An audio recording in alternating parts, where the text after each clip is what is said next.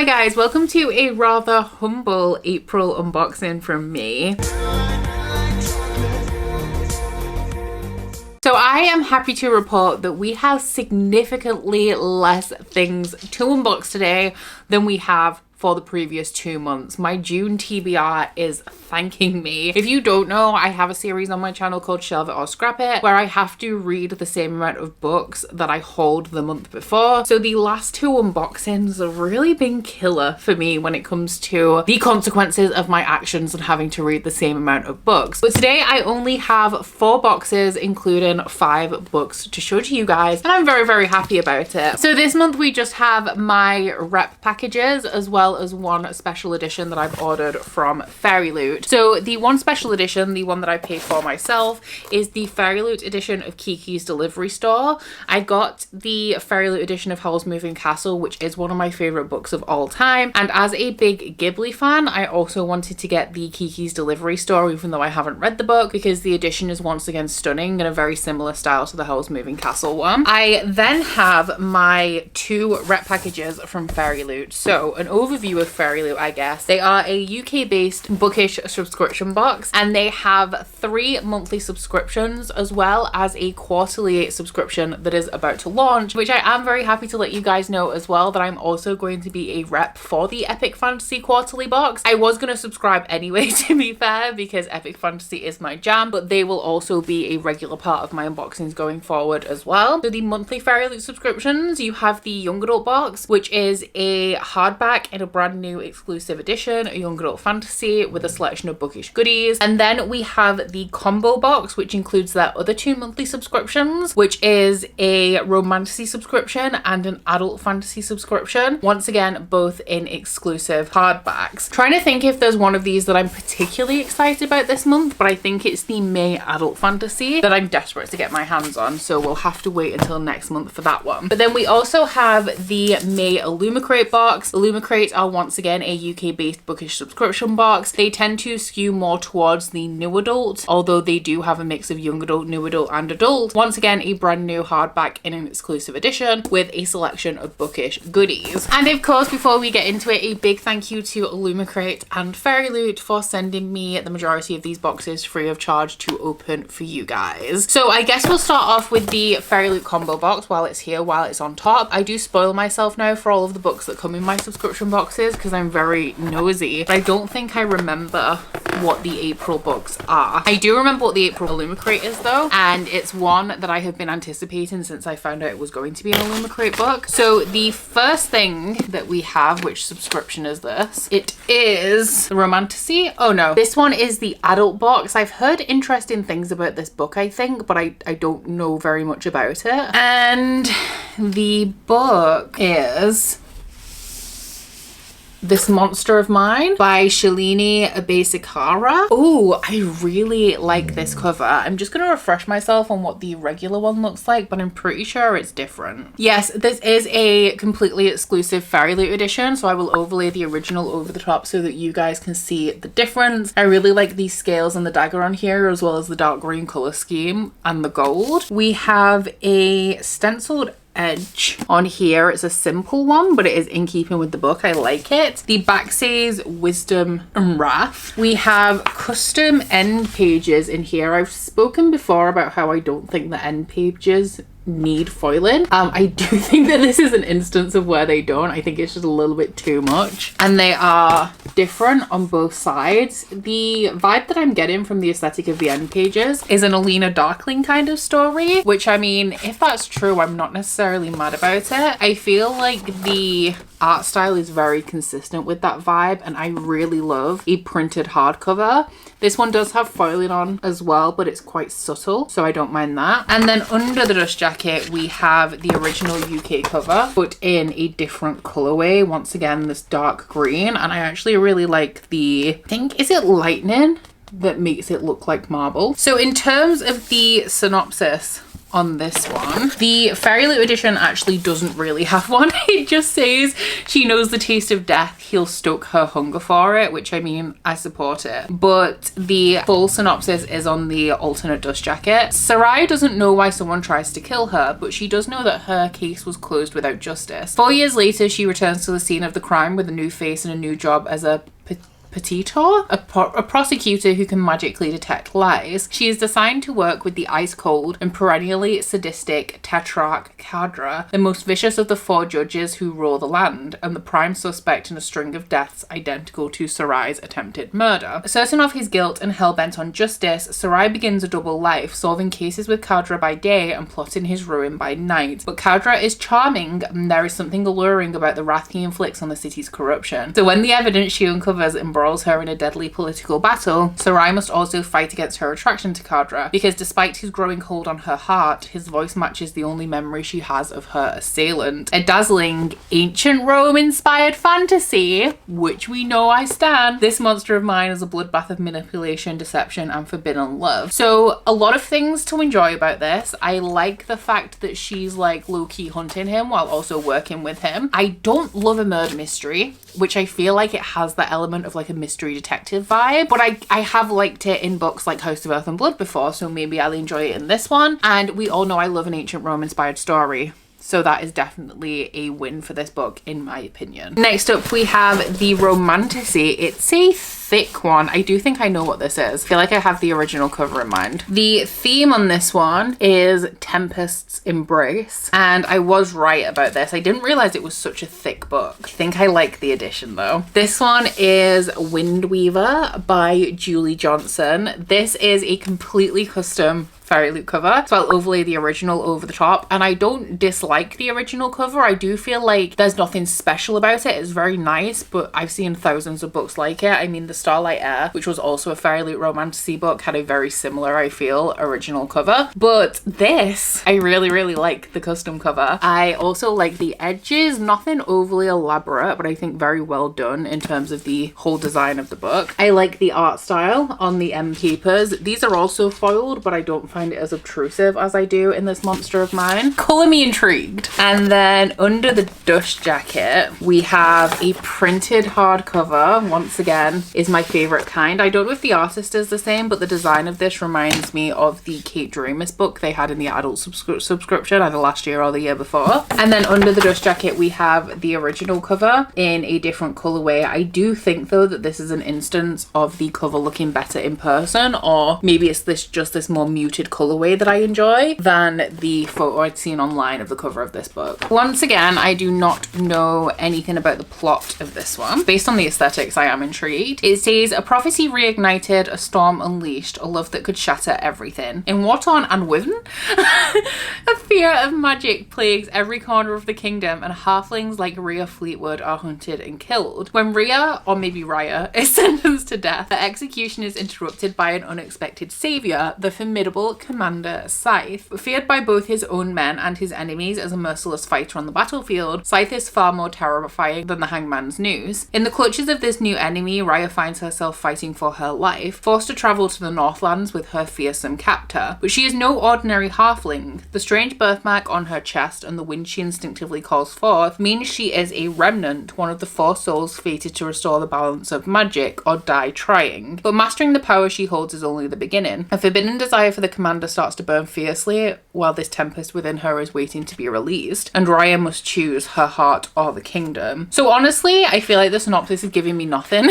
Like, it's not offending me, but it's also, I don't feel like it has anything special in it. That being said, it is definitely all about the execution. I've said it before, there's so many very typical fantasy synopses I've read in the past that when executed well, even though I've read them before, they're still great. So this could definitely be an instance of that. How big is this one? 524 pages, so definitely a chunky one, but I am interested in giving this one a try, and I do hope I love it because I love the edition. Next up, we will do the YA Fairyloot. My patrons were talking yesterday about the items in this box and said that they were very impressed. So I'm intrigued to see what this box has in store for me. Okay, I see a lot of like favorite kind of Fairyloot items in here. So the theme for this month is Hexed Hearts. And if you guys would like to pause here, you can read the spoilers. I, of course, will be going in blind, but the first thing I see is a coaster set from Fairyloot. These are pretty common, but I feel like it's been a while since we've seen one. Ooh, the quality on these is a little bit different and also a little bit better than the ones that we've had in the past. They're ceramic, maybe? Yes, they're ceramic, as opposed to like the cork or the card that we've had in the past. And they have a design inspired by Little Thieves by Margaret Owen on them. That is a series that I need to read because I do really like Margaret Owen's other duology. We then have a soy candle. It has been eons since we've had a candle in a Fairyloot. The scent on this one is orange blossom, honey, jasmine and musk, and I think it's inspired by the Raven Boys. Yes, I like the kind of type of candle it is, with a black glass jar and a wooden top.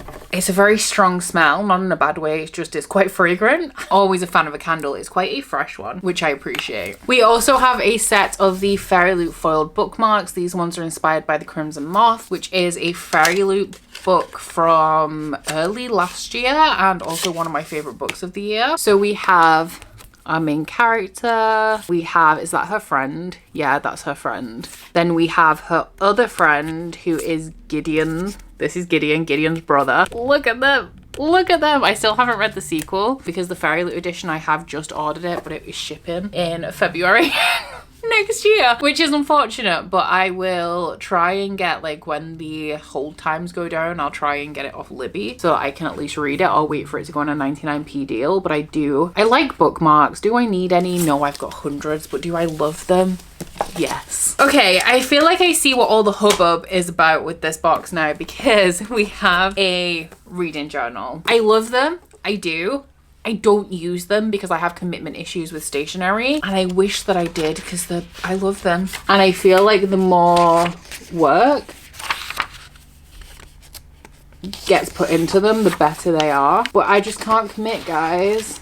I have commitment issues. I literally have used or started to use my first Fairyloot notebook. I've been receiving Fairyloots for like 4 years, and I started to use my first Fairyloot notebook last month for the Romantasy rundown. But this is stunning. Oh, there's like a reading challenge in there as well, like a bingo board. That's cool. This is good. A book series tracker, bookish goals, reading goal tracker, best books of the month, of the year, pages for individual reviews, habit trackers. Very pretty. The design on it as well, let me just take this off, is like a little witch's hearth in the iconic Fairyloot purple. And we have, okay, so is that the, oh no, we still have tarot cards. Okay, so we have page overlays. I know that these are coming in as a regular collectible in Fairyloot boxes. I think that these are for the book of the month as well. Oh, and the chapter placements are on the spoiler card. So this is a contemporary fantasy because we have text messages on here. I love page overlays. I think they look so special. And I'm glad that Fairyloot are including these regularly because they just look so good. The art style is not like my absolute favorite, but I do still enjoy it. I feel like it's got like a slight anime look to it. And then just before we get into the book of the month, we have the 2 tarot cards from this Fairyloot box. I thought that the tarot cards would be coming to an end soon. Maybe they are. I don't know how many I've got, so I don't know how many there's going to be overall, like how many are left. But these ones are the Page of Planets and the Knight of Planets, which are characters once again from the book of the month. And from all of these lovely items, I do know that the book of the month, oh, this edition looks amazing. I don't know which way it goes though. This way, I think. It is The Glittering Edge by Alyssa Villar. Now, of course, in here, I forgot to mention, we do have the spoiler card art on the monthly bookmark, and this is a completely custom cover. I can tell just by looking at it, so I will overlay the original over the top, but I am just going to go ahead and check it out because I don't remember what it looks like. So I much prefer this. I feel like the vibe of the original cover looks like, just based on how it looks, I would assume it is like a quirky historical occult book, kind of like the Olivia Atwater books, and this one is a very different vibe, but I do still think that it has the look of like a grimoire, so I feel like we definitely definitely have some potential occult element in here. I love the edge on here. This is definitely a contender for the best edge of the month. I really like the art in the end papers. Kind of wish it was the same artist on the overlays, but I also kind of appreciate Fairyloot commissioning different artists for different items instead of it all being the same. And these ones are the end pages on the other side. Once again foiled, but in a lot more of a subtle way that I don't mind. Under the dust jacket, we have a completely custom, not alternate dust jacket. This is just under dust jacket art, which looks a little bit like a case file. And then the naked hardcover is printed and foiled. This is an instance where like this frame, I don't think is necessary. I don't care for the frames. I feel like Fairyloot put a lot of like frames on things and I'm fine without them, honestly. But the synopsis on this one, because I have absolutely no idea what it's about, says, oh, it does seem like a contemporary fantasy, like Raven Boys-esque occult kind of story. The locals of Idlewood whisper of a tragic love story that began a decades-long blood feud. For as long as anyone can remember, the DeLuca witches and the wealthy Barrion family have been sworn enemies ever since the curse that changed their fates forever. Now, if a Barrion falls in love with you, you'll die. But when Penny Emberly's mother becomes the curse's latest victim, Penny must bring together two bitter rivals, Alonzo and Corey, in order to save her mom's life and stop the feud for good. But as the trio navigate unpredictable magic, the tangled web of their family histories, and complicated attractions, it becomes clear that there are more than dark secrets at play. Can Penny find a way to break the curse without losing her heart in the process? Honestly, I love contemporary books, like specifically young adult actually. Contemporary young adult fantasy set in like a small town in the US with elements of like witchcraft or the occult, like The Devouring Grey, Oliver's Villains, and which are actually kind of by the same author, like The Ravens as well. So this sounds like something that I could potentially enjoy. Actually, of the three that we've unboxed so far, it might be the one that is more up my alley, although the Ancient Rome in this monster of mine is also very appealing to me. So let me know down in the comments what your favorite item from this month's Fairyloot is. I think for me it's probably the candle. I definitely understand why a lot of people are really loving this box though, because I think it has a lot of very nice high value items and it's a very cohesive box overall as well. So next up we'll do Kiki's Delivery Store. Why do I keep calling this Kiki's Delivery Store? It's Kiki's Delivery Service. Like I know this by now, but can I ever say it right? I absolutely cannot. But I have this on my Our Fantasy Bingo TBR. You haven't seen the video for that yet, but it is coming very soon to fulfill a difficult prompt where I'm pretty sure that this is the only book I have that will fulfill it. It's smaller than I thought it was, but honestly I had no idea how big this was going to be. It's just so pretty. The author on this is Iko Kodono, and the back says, if you need something delivered, I can do it easy peasy. I'm a big Ghibli fan, I feel like you can tell. Oh, I love that. I think this is what sealed the deal on this one for me.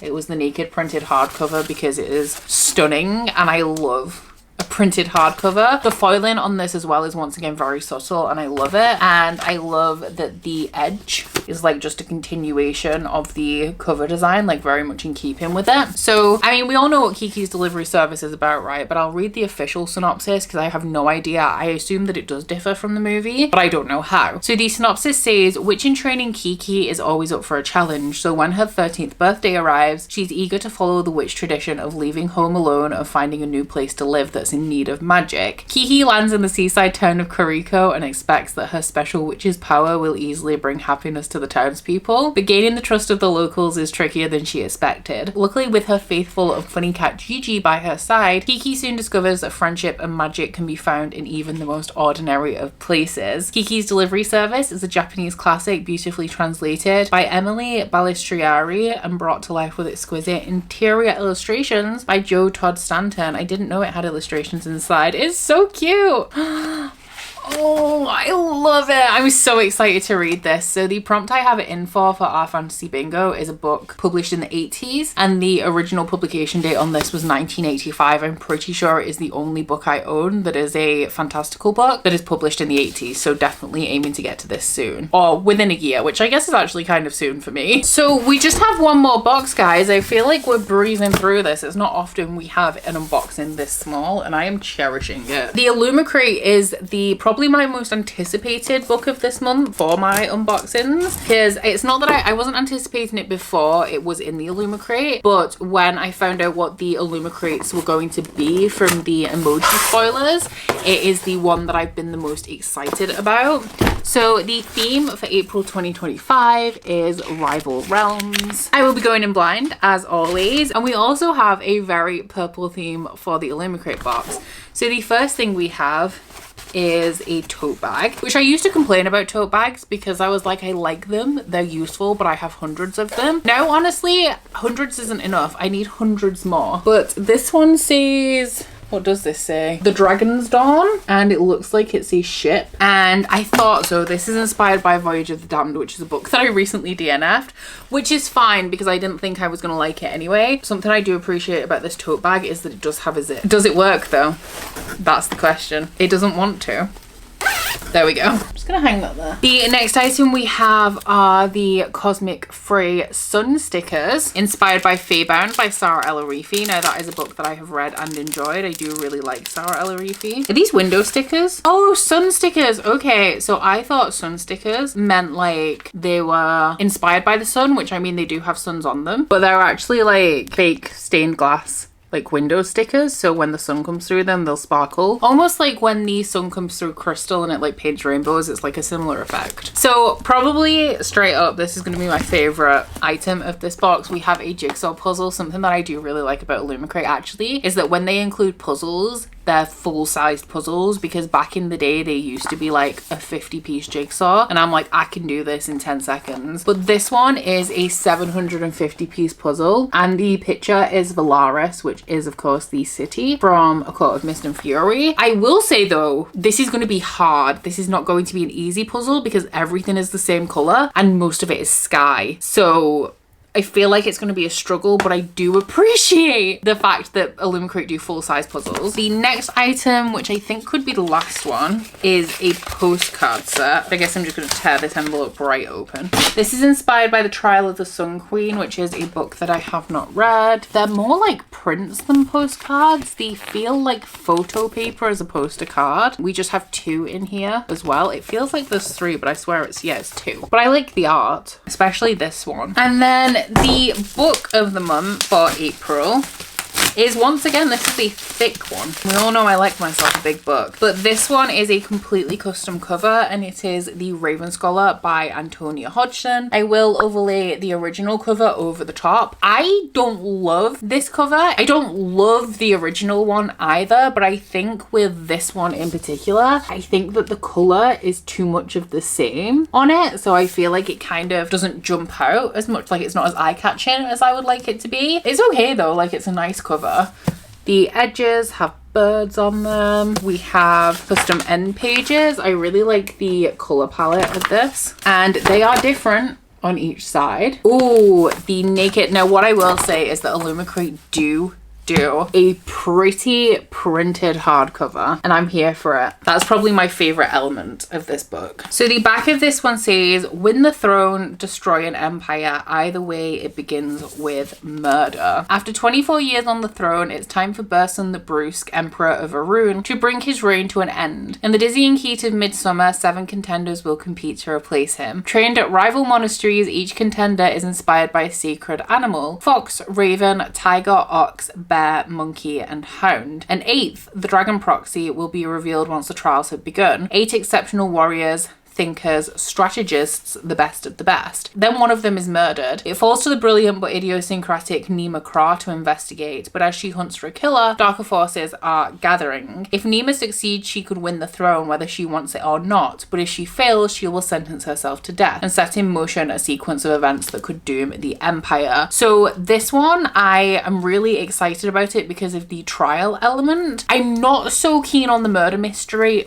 but a book that I love love that combines a series of trials with a murder mystery is Gideon the Ninth. So while a murder mystery normally isn't for me, maybe the marrying of the two is something that typically works. We'll have to see how it's executed, but it is one that I anticipate liking, and seeing how thick it is also promising, because like I said, I love me a thick book. This one's really big actually, it's nearly 650 pages. So down in the comments, once again, let me know what your favorite item from this month's box is. I think that this was like an okay Illumicrate. It has a star of the show for sure, which is the jigsaw, but I don't love any of the other items, but the jigsaw almost makes up for it for me, if I'm being honest. But that brings us to the end of my April unboxing. I can't believe how speedy that was. So here are all of my stunning special editions for the month, and we only have 5 of them, which will make June's shelve it or scrap it oh so simple, although I am speaking a little bit soon. If I'm being honest, there's plenty of time for me to haul more books. I will also spin this around so that you guys can see our selection of edges. Let me know what your guys' favorite edition of the stack is. I think for me, as a whole package, I really like the Wind Weaver. It's the cream and the gold. It's just a little bit something different. You don't often get books in this color palette, and I really like the design. But in terms of the edges, my favorite edge from the stack is the one from the glittering edge, and I mean, it had to have good edges. It's called the glittering edge. It had to do something special there. But let me know what your guys' preference is. But aside from that, once again, a big thank you to Illumicrate and Fairyloot for providing some of the boxes, or most of the boxes in this case, that I showed you guys in this video. If you head into my description box, you will find a link to their websites and all of their social media in case you guys want to check them out. I did forget to mention as well that I do have a discount code for Illumicrate. I've been doing this for a long time, and I don't think I've ever completely forgotten before, but my code for Illumicrate is Becca5. That will get you a discount on a 3 or 6 month subscription, and you will also find any discount codes that I have for any boxes down there as well. But aside from that, guys, please don't forget to like this video if you liked it, and subscribe if you wanna. Down in my description box, you'll also find a link to my Goodreads, my Instagram, and my Patreon if you'd like to follow me on any of those. But that's it from me today, guys. Bye. Oh, you bite your friend like chocolate. You say you'll go where nobody knows, with guns hidden under our petticoats. We're never gonna quit it, no, we're never gonna quit it, no.